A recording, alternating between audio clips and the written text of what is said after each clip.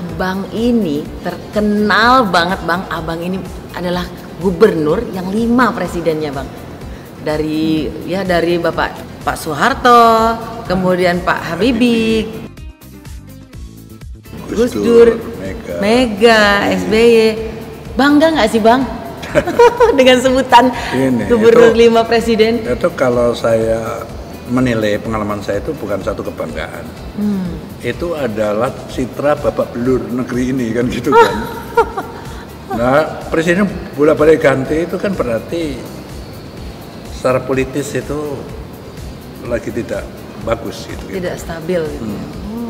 Ya memang itu sudah nasib saya ya. Begitu jadi gubernur terjadi kerusuhan hebat di Jakarta ya, hancur-hancuran gitu kan. Nah Jakarta ini ibu kota negara dan itu merembet ke kota-kota besar lain di Indonesia kan.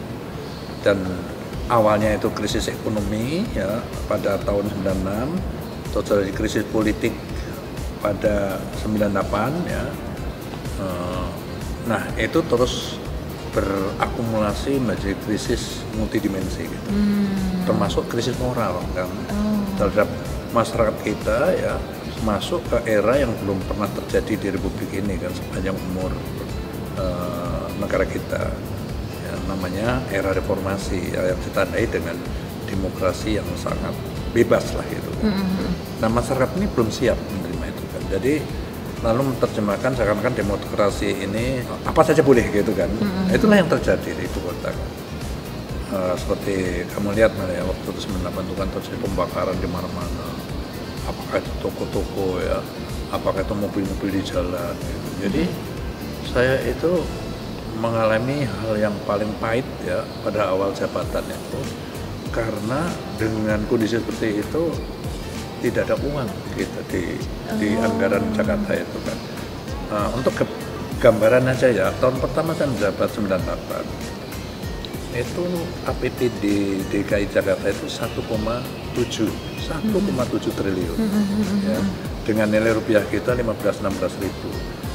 Uangnya tidak ada, nilainya juga tidak ada kan. Dan pegawai kita banyak sekali karena dapat tambahan dari kanwil-kanwil yang dilimpahkan sesuai undang-undang baru ke provinsi kan. Jadi yang ada 100 tambah 36, 136 ribu ya, pegawainya itu makan gaji semua kan. Jadi waktu itu padat karya namanya, padat orangnya, karyanya sih kagak gitu kan. Banyak sekali orang pengangguran main ini main catur, main ini kan nggak ada yang dikerjakan kan. Sementara kota hancur-hancuran yang harus saya perbaiki. Jadi seperti itulah situasinya ya. Nah oleh karena itu saya berpikir sentralnya adalah saya kembalikan rasa aman dan tertib. Itu tidak mudah. Nah tapi kan saya mempunyai counterpart kan, gubernur itu kan hanya punya hansip, punya tertib gitu kan, nggak mungkin bisa gitu. Maka saya ajak kerjasama adalah Panglima, Kapolda. Dengan kekuatan itu maka dengan cepat ya Jakarta bisa kita pulihkan. Nah itu menarik perhatian para gubernur-gubernur di dunia lain. Gitu, kan. Pada saat itu ya Bang? Jadi kita itu malah ada komunitas gubernur-gubernur kota-kota besar di dunia itu ratusan anggotanya kan. Gubernur Jakarta, Filipina, Istanbul, New York, Canberra, segala macam itu kan. Setiap tahun ada konferensi dan waktu tahun 98 pasca kerusuhan itu tuan rumahnya Seoul, gubernur Seoul. Dan saya diminta untuk sharing pengalaman gitu kan, dengan judul yang diminta adalah manajemen krisis. Saya suruh cerita bagaimana Anda bisa membalikan kota metropolitan sangat padat penduduknya besar seperti itu, dengan kerusuhan hebat, hancur-hancuran bisa dengan cepat kembali normal gitu. Itu yang diminta. Dan saya presentasi, dan presentasi saya itu dikaji secara ilmiah oleh Busan University, universitas terkemuka di Korea. Dan saya dapat doktor Amerikosa di bidang manajemen gitu dari Busan University. Ya itulah ya. Berarti orang hebat memang lahir dari kesulitan-kesulitan itu, makanya jadi hebat. Berarti terus berdasarkan pengalaman itu Bang, setelah melihat Jakarta sekarang gimana Bang? Kan pasti gimana rasanya gitu, Jakarta yang sekarang. Ya kalau sekarang di bawah Anies ini ya itu rezekinya masing-masing kan. Waktu saya ngalami krisis kayak begitu ya, Anies ngalami pandemi corona. Ini juga nggak mudah kan. Iya benar. Gitu, karena ini melanda seluruh dunia. negeri kita terus lihat aja setiap hari.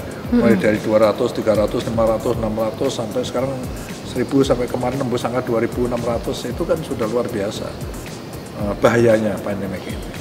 Ya memang dilematis kan, tidak mudah atas ini karena kita lepas orang-orang itu kita bisa menyebar kemana-mana, mungkin banyak orang mati karena corona. Tapi di sisi lain kalau kita lockdown semua juga orang mungkin kelaparan kan, nggak bekerja, nggak dapat uang, nggak bisa ngedukung keluarga.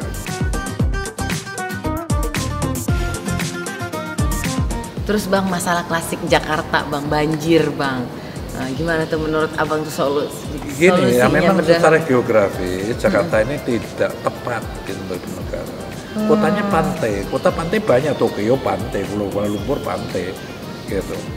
Kalau ekstrim membandingkan saya itu dengan Istanbul di pantai juga.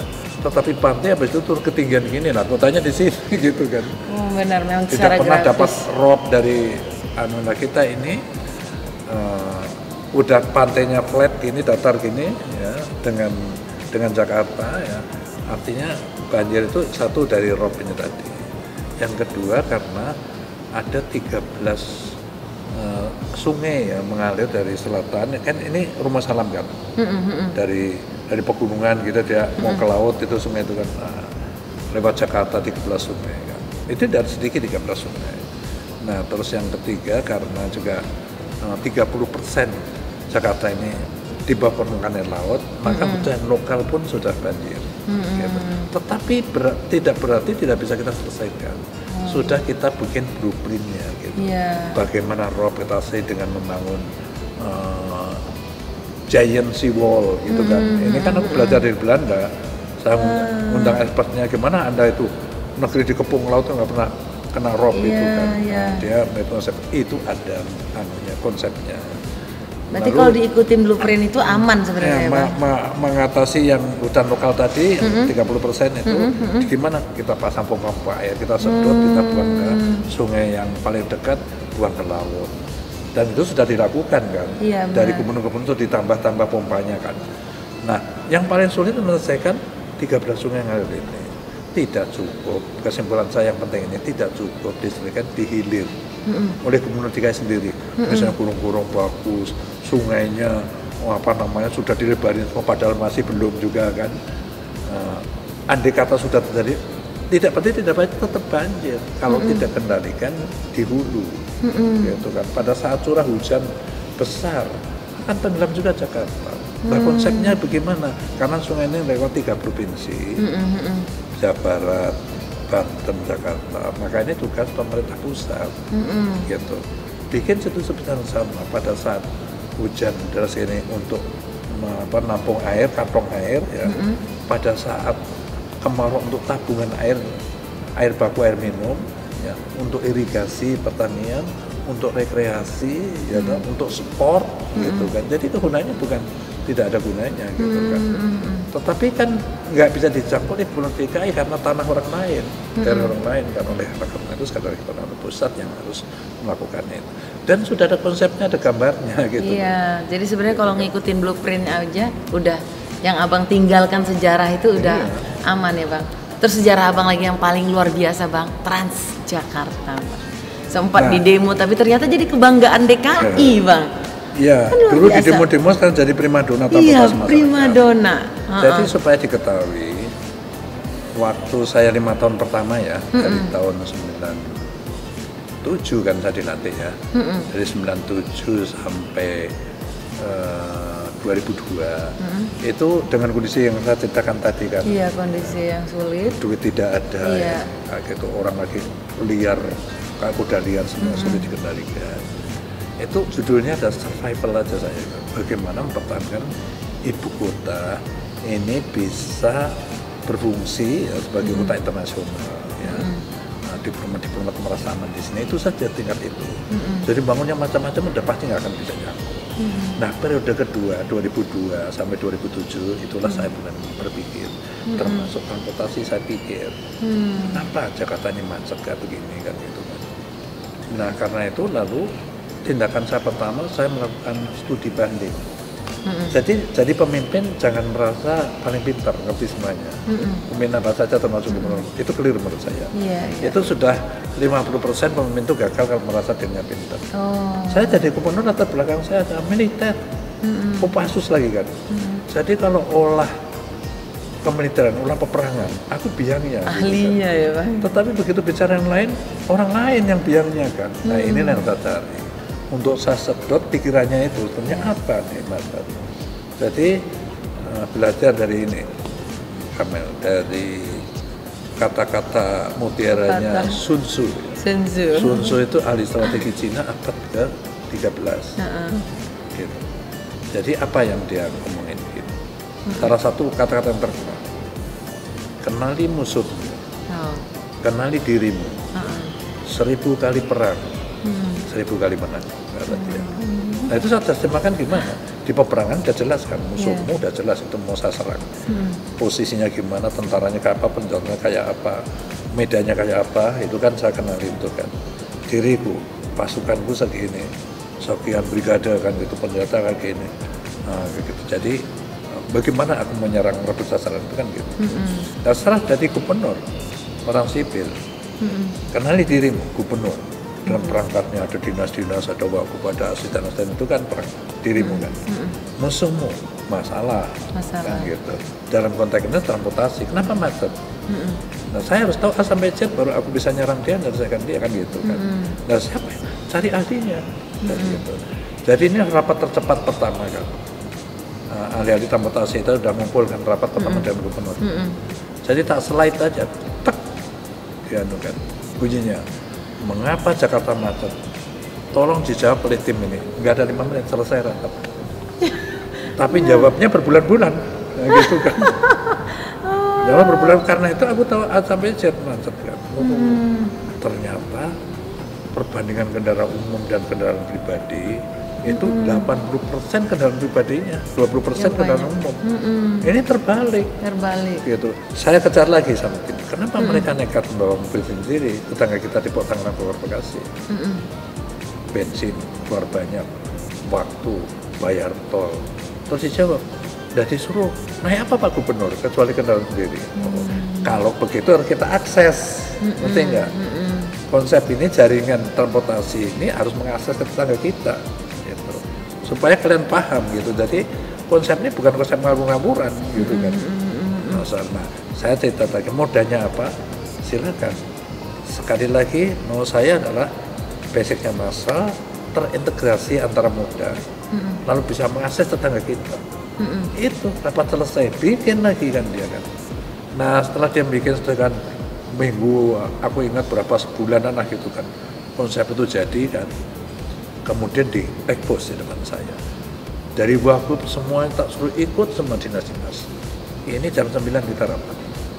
Sore selesai rapat, harus keputusan saya setuju tidak dengan konsep ini. Karena itu semua orang yang hadir yang ngomong, tanya habis-habisan pada tim ini, apakah ini menyelesaikan masalah atau tidak? Gitu.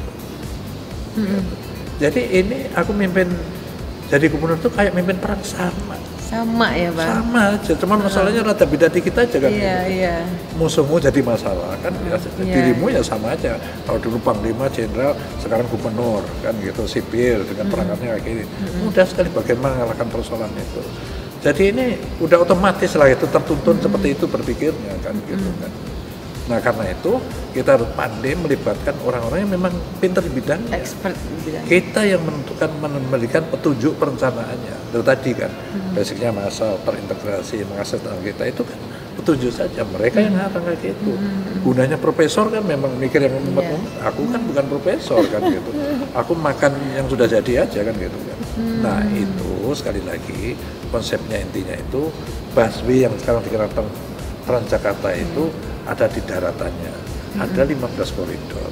15 koridor itu sudah disurvei sama tim ini yang gemuk penumpang, ya kan. Lalu di atasnya ada monorail terdiri dari Green Line menghubungkan sentra ekonomi, perdagangan dan perkantoran, gitu kan. Dan mengakses tetangga kita, Bekasi dan Tangerang. Nah, busway yang 16 koridor itu juga ada yang mengakses ke Tangerang Bekasi. Dan saya resmikan itu sudah sampai di batas. Harusnya dilanjutkan dengan sistem yang sama. Mereka kan biar jalurnya saja sama haltenya mereka. Biasanya kan dari kita yang akan lewat gitu. Tapi kayak begitu kan susah sekali terjadinya. Nah, di bawah tanah itu adalah jenis transportasi yang terbesar namanya MRT, kereta api bawah tanah. Itu rutenya udah jelas dari Kota Tua sana kan, apa Museum Fathaillah itu kan, terus lewat nyusur di atas sungai. Kenapa? Supaya nggak gali tanah gitu kan, jadi antara sungai kan, Hayam Wuruk dan Kecamatan kan ada sungai lewat sana. Sampai ke Harmoni baru tenggelam dia di sana kan, terus nyusur Tamrin, Sudirman. Nah sekarang kan dipotong dari Sudirman kan, terus lewat sampai Fatmawati, belok ke kanan ke Lebak Bulus, stasiun besarnya sana kan. Nanti ya diteruskan sampai Depok dan Bogor. Di Depok dan Bogor ada stasiun besar di sana kan.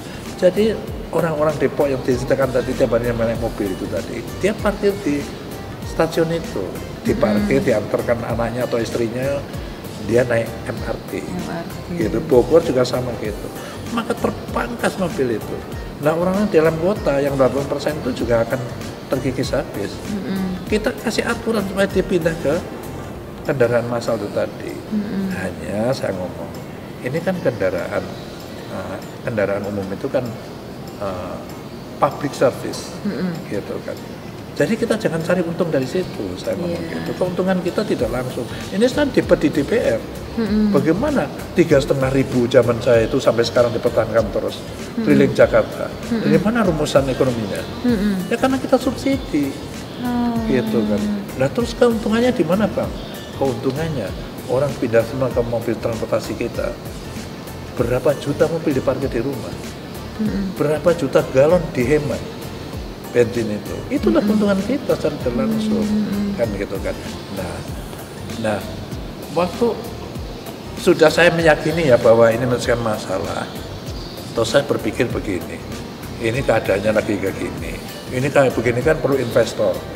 Mana ada investor mau investasi di Jakarta pasca kerusuhan itu 5 sampai 10 tahun perlu waktu untuk mengembalikan trust, kepercayaan investor itu ke Indonesia, khususnya Jakarta itu perlu waktu. Pemimpin itu Amelia, saat kita yakin bahwa kebijaksanaan ini menyelesaikan masalah, itu jangan pernah mundur. Maju terus. Ibaratnya ditodong pistol pun aku nggak akan, aku pasti terus saja.